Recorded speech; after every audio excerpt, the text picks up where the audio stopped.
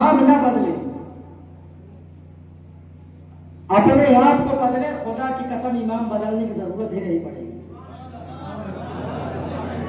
अपने आप को बदले, अपनी सोच को बदले, अपनी फितरत को बदले, अपनी गंदी आदत को तलाक दे दे, बीवी को नहीं, गंदी आदत को। हाँ, सुबह जो है मुझे यहाँ से जाने ना दो, क्या हालत में खाया पूरा रोज है, हम निकाह पढ़ा देते, तो ये नहीं होगा। जितनी बुरी आदतें हैं उनको आप छोड़े, अपने आप को बदले। और देखें, जब ये काफिला आगे चला, ये मैं तो जुमला आपके मुस्कुराहट के लिए कहा था, बदल के बोलते सुभान अल्लाह। मैं सबको अदब की निगाह से देखता हूँ, सबको अदब की निगाह से देखता हूँ, आपकी मुस्कुराहट के लिए मैंने जुमला किया। जब ये काफिला आगे बढ़ा, जब शाम ये काफिला पहुंचा मुसलमानों, तो दमिश्क के बाजार से पहले ही इस काफिले को बाहर रोक दिया गया। जब काफिले को बाहर रोका गया, रोकने के बाद यजीद के दरबार में खबर पहुंचा दी गई, और यजीद के दरबार में जब खबर पहुंचा दी गई कि जो आपके बागी थे हुसैन इब्न अली का सर और उनके साथियों का सर और उनके साथ जो बच्चे खुचे उनकी औरतें हैं, वो सब साथ में आ रहे हैं। तो यजीद ने शाम के बाजार को सजाया, अपने सिपाहियों को हुक्म दिया इसको सजाया जाए।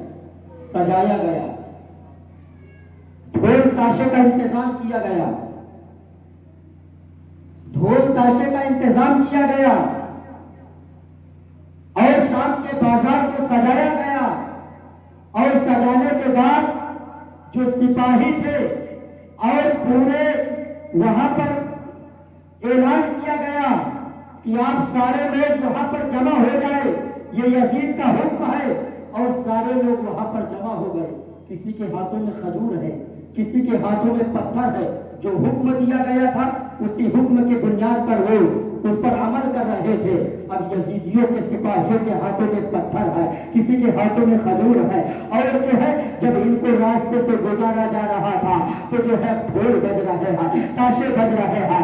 ढोल ताशे बज रहे हैं। मुसलमानों, ढोल ताशे के साथ जो है इस जुलूस को निकाला गया है दमिश्क के बाजार में। दमिश्क के कमरे में जो है ढोल ताशे के साथ उनको निकाला गया है। जरा सोचो तो सही अपने दिल पर, जो ढोल ताशे की तरफ जा रहे हैं, जो ढोल ताशे रातें दिन बजा रहे हैं, जरा तो सोचो तो सही, अगर तुम्हारे घर में एक जनाजा हो जाए, तुम किसी की बेली पसंद नहीं करना चाहते,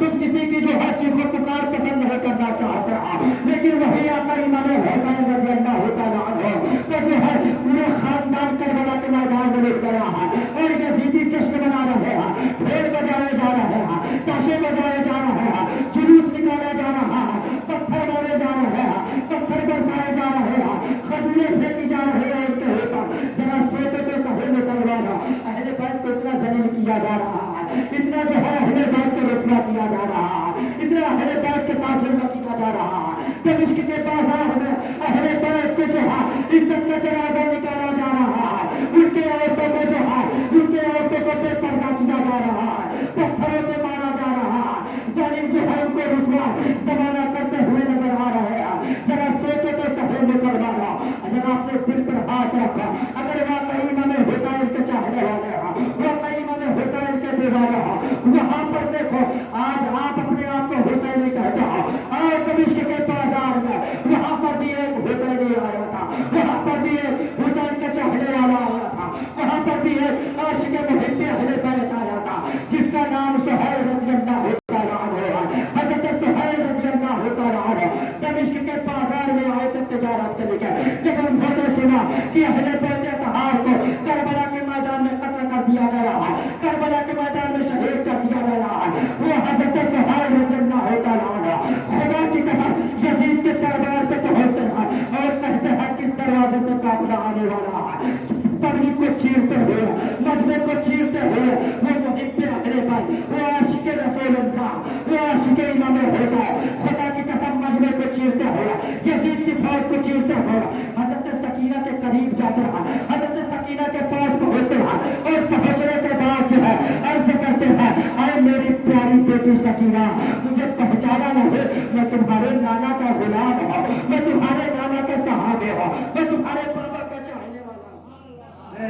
میں تمہارے بابا کا چاہنے والا ہوں. حضرت سکینہ نے رو رو کر کہا تھا کہ یہاں پر ہماری کوئی ہر خیریت پوچھنے کے لیے نہیں ہے. یہاں پر سب ہم کو رسوا کرتے ہوئے نظر آ رہے ہیں, سب ہمیں پتھر مارتے ہوئے نظر آ رہے ہیں, ہمارے پیٹ پر نبی کا جنازہ نکالتے ہوئے دمشق کے بازار میں نظر آ رہے ہیں. یہاں پر کوئی ہمارا نظر نہیں آ رہا, کوئی جو ہے ہمارا ہمدرد نظر نہیں آ رہا, کوئی ہمارا سہارا دینے والا نظر نہیں آ رہا ہے. آپ کہاں سے آئے ہوئے ہیں؟ کہاں میں جو ہے تمہارے نانا کا غلام ہوں, میں تمہارے نانا کا چاہنے والا ہوں, میں تمہارے نانا کا صحابی ہوں, میں رسول اللہ کا صحابی ہوں. اے میری بیٹی سکینہ, ذرا بتاؤ تو صحیح, اس وقت میں تمہاری کیا مدد کر سکتا ہوں, اس وقت میں تمہاری کیا خدمت کر سکتا ہوں. اگر پیاس لگی ہو تو تمہیں پانی لا کر دے دو, اگر بھوک لگی ہو تو تمہیں کھانا لا کر دے دو. یاد رکھو مسلمانوں, اے میری ماں بہنوں, اپنے دل پر ہاتھ رکھ کر ذرا 100 بار سوچنا گھر میں جا کر کہ پردہ کس کو کہتے ہیں,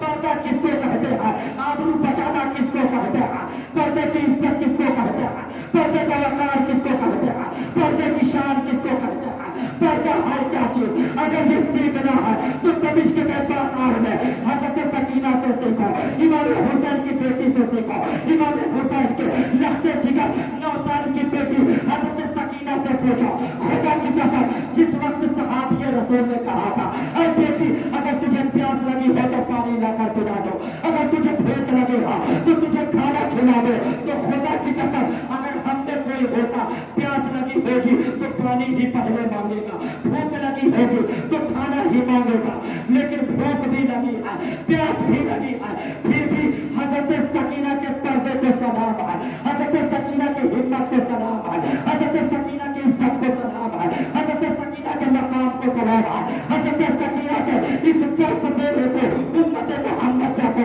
ان کو سلام ہے. خدا کی قسم مسلمانوں, حضرت سکینہ نے کہا تھا مجھے پیاس تو لگی ہے, پانی نہیں چاہیے, مجھے بھوک تو لگی ہے, کھانا نہیں چاہیے. اے میرے نانا جان کے صحابی, اگر تم سے ہو سکے تو ہم کو پردہ کرنے کے لیے, اپنے سر کو ڈھانپنے کے لیے, اگر تمہارے پاس اگر کوئی کپڑا ہو تو سکینہ کو دے دے, زینب کو دے دے, شہر والوں کو دے دے, تاکہ جو ہے وہ اپنے سر کو ڈھانپ لے, پردے کی حفاظت کر لے, پردے کے وقار کو بلند کر دے.